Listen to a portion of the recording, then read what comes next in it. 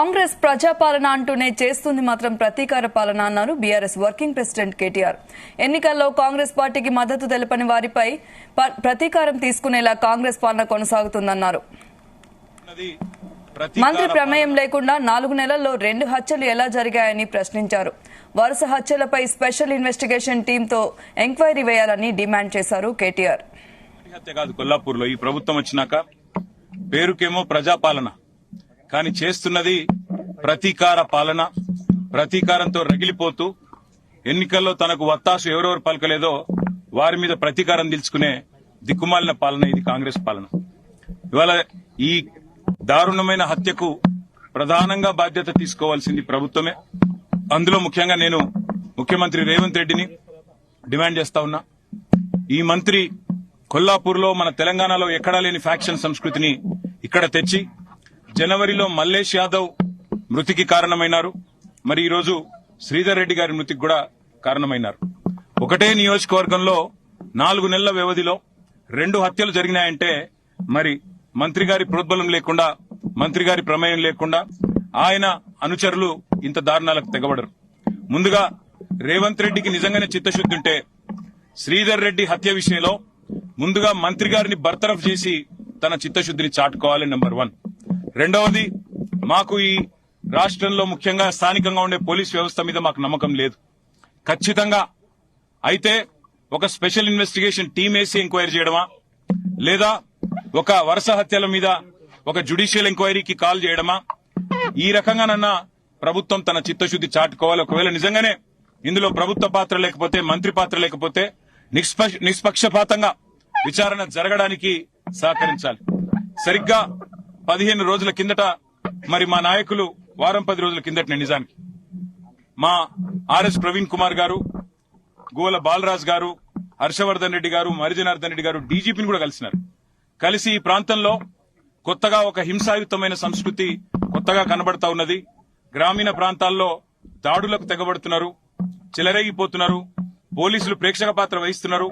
అవసరమైతే క్యాంపులు పెట్టండి, పికెట్లు పెట్టండి, మీరు దయచేసి ఈ ప్రాంతాన్ని కల్లోలిత ప్రాంతంగా అవసరమైతే ప్రకటించి మరి ఎలాంటి కక్షలు కార్పణ్యాలు లేకుండా చూసుకోండి అని చెప్పి ఒక డీటెయిల్డ్ పిటిషన్ కూడా మేము ఇవ్వడం జరిగింది.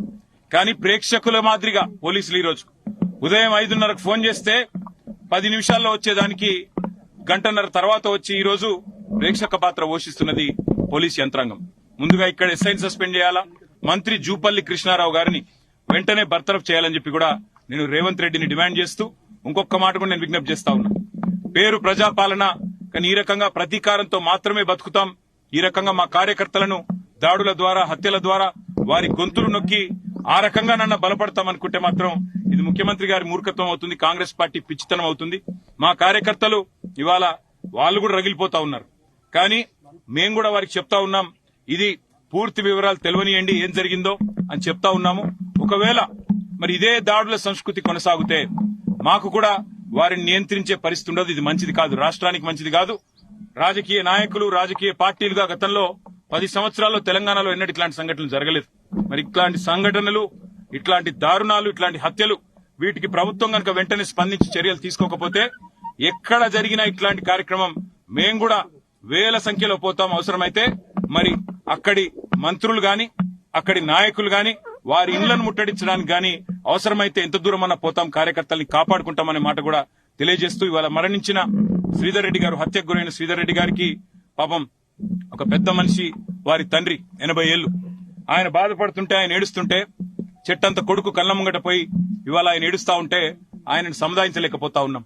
ఆయన అంటున్నాడు స్పష్టంగా, నేను రాసిచ్చినా, నేను కంప్లైంట్ ఇచ్చినా దీని వెనుక జూపల్లి కృష్ణారావు ఉన్నాడని, కానీ పోలీసులు నా మీద ఒత్తిడి తెస్తా ఉన్నారు, జూపల్లి కృష్ణారావు పేరు పెట్టవద్దని ఒత్తిడి తెస్తున్నారని చెప్పి ఆ మరణించిన శ్రీధర్ రెడ్డి గారి తండ్రి గారు చెప్తా ఉన్నారు.